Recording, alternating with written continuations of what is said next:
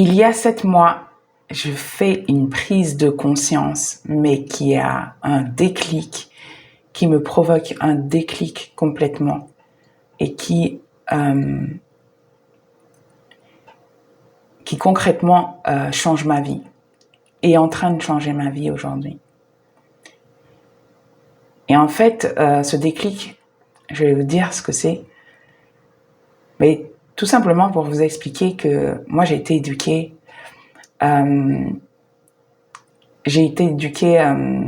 avec beaucoup de discipline et dans mon éducation, on me brimait souvent au niveau de la parole. J'arrivais pas forcément à m'exprimer, à dire ce que je pensais. Le credo, c'était tourner 7 fois sa langue dans sa bouche avant de parler. Donc, je vous laisse imaginer. Donc, c'était quelque chose d'assez difficile, l'expression de soi, l'affirmation de soi, à mon niveau. Et ça a perduré longtemps dans ma vie d'entrepreneur, dans ma vie familiale, voilà, dans mon environnement. Et puis j'ai traversé certaines épreuves et j'ai évolué, j'ai fait des changements dans ma vie, des changements puissants qui m'ont permis de révéler certaines parts de moi, de me révéler qui j'étais vraiment, de mieux me comprendre, de mieux me connaître. Et j'ai réussi à tirer la quintessence de ça pour impacter positivement mon environnement. Et en fait, je me suis rendu compte il y a quelques mois que j'avais vraiment cette envie d'impacter à un plus haut niveau les autres, mon environnement, ma communauté. Mais que il y avait une partie de moi qui s'autorisait pas à le faire. Et pourquoi? Parce que j'ai été élevée dans une famille judéo-chrétienne où c'est important d'être humble. Il faut faire preuve d'humilité et de modestie. On se met pas en avant. C'est mieux vu de se mettre en retrait.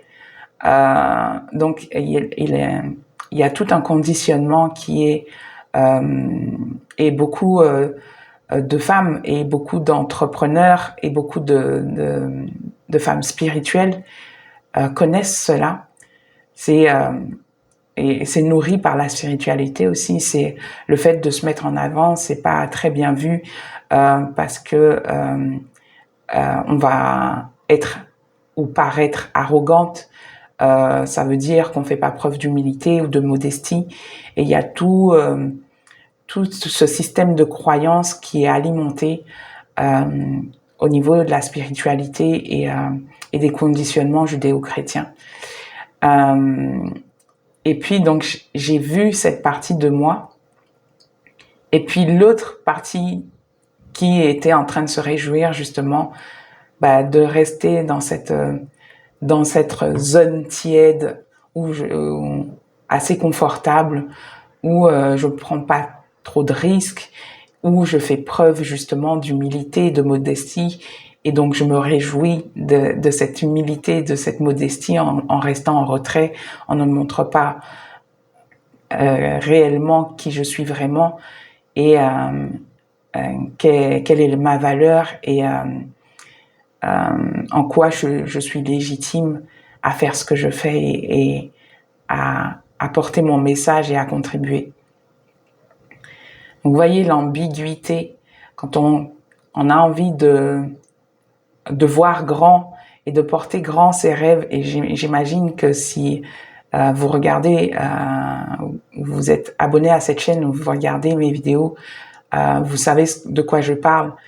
Et cette ambiguïté entre voir grand, avoir des grands rêves et vouloir impacter, contribuer à une grande échelle et en même temps d'être coincé dans le fait d'être visible, de se positionner clairement, de montrer qui on est pour impacter les autres, par peur de paraître arrogant, par peur de paraître qu'on nous dise mais pour qui elle se prend, voilà, et d'être rejeté quelque part par les autres, d'être critiqué et rejeté.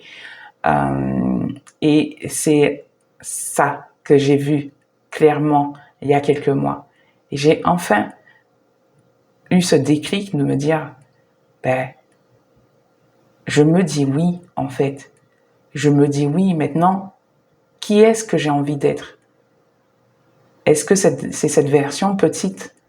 Je me trouve à ce carrefour où est-ce que je continue à me cacher, à faire semblant, à cacher mes rêves, à cacher, à ne pas exposer mon message, à ne pas exposer qui je suis, quelle est ma valeur, ou est-ce que je prends ma place, est-ce que je me positionne, et est-ce que je mets à contribution qui je suis, et qu'est-ce que ça peut apporter au monde si je m'autorise à être qui je suis vraiment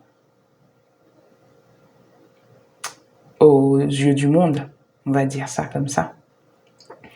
Alors, oui, c'est inconfortable parce que à partir du moment où on pose ce oui intérieur et que on décide de se mettre en action pour incarner cette version de soi qui se dit oui, qui s'autorise à voir grand et à incarner cette posture, ce leadership, cette personne qui atteint ses rêves et qui veut impacter plus haut, plus fort, ça nous demande en fait d'être congruent, de le dire oui c'est une chose, mais de l'incarner, ça demande ça demande de créer du changement, de rentrer, de se dépasser, de rentrer dans des zones inconnues et d'oser complètement. Alors oui, c'est inconfortable, mais c'est cette voie que j'ai choisie. Et si on désire, le message c'est vraiment que si tu désires en fait impacter ton environnement et contribuer à un changement quel qu'il soit à partir de ton message, c'est important en fait de toi-même incarner ce message. C'est trop facile en fait de se dire que l'extérieur doit changer et d'aider l'extérieur à changer si toi tu n'as pas incarné ce changement toi-même. Et en fait c'est ce déclic vraiment que j'ai eu au fond des tripes et j'ai dit oui à cette nouvelle cette version qui était déjà là mais qui n'osait pas en fait prendre sa place complètement et porter son message plus haut, plus fort. Donc, c'est vraiment en fait pour ça que j'ai créé mon processus, mon programme Transcendance. Transcendance, ça vraiment, c'est vraiment un bébé qui est sorti du profond de mes tripes et qui est parti du postulat où vraiment en fait d'incarner cette version de soi, cette version plus profonde qui elle sait ce qu'elle doit apporter au monde et qui elle sait comment contribuer, et à partir de cette version être et montrer et se positionner tel que tu es vraiment pour impacter positivement ton environnement et prendre ta place de leader féminin de ce nouveau monde qu'on est en train de construire. C'est ça. Alors, quand tu t'engages avec moi, tu prends le risque, en fait, de réveiller et de mettre en mouvement tes désirs les plus profonds. De réveiller, en fait, cette essence profonde de qui tu es vraiment et de la mettre en lumière et de l'incarner vraiment. De sentir, en fait, cette force, C'est ce que le message que mes clientes me renvoient souvent, c'est cette force qui émane d'elles, qui se réveille et qu'elles sentent de plus en plus se mettre en mouvement, les mettre en mouvement.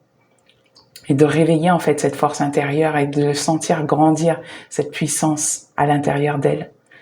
Et de te permettre en fait de faire des choix et de prendre des décisions complètement alignées avec qui tu es vraiment profondément pour te permettre d'atteindre tes rêves et de voir grand. De prendre vraiment conscience de ta valeur et d'oser la montrer au monde, de ta valeur, de ton potentiel, et d'oser en fait vivre à partir de ça, de qui tu es vraiment et de toute cette richesse qui émane de toi. Voilà, dans ce sens que j'ai créé mes processus et les retours que j'ai, c'est un processus qui est extrêmement puissant, extrêmement transformateur, qui n'est pas conventionnel, parce que ça vient toucher tellement en profondeur et tellement de manière holistique ton être que c'est évident que ça te transforme à l'intérieur. Ça émane de toi et ça transforme, ça impacte ton environnement. Voilà ce que je voulais te partager aujourd'hui. J'espère que ça va te parler et je te dis ciao, à bientôt.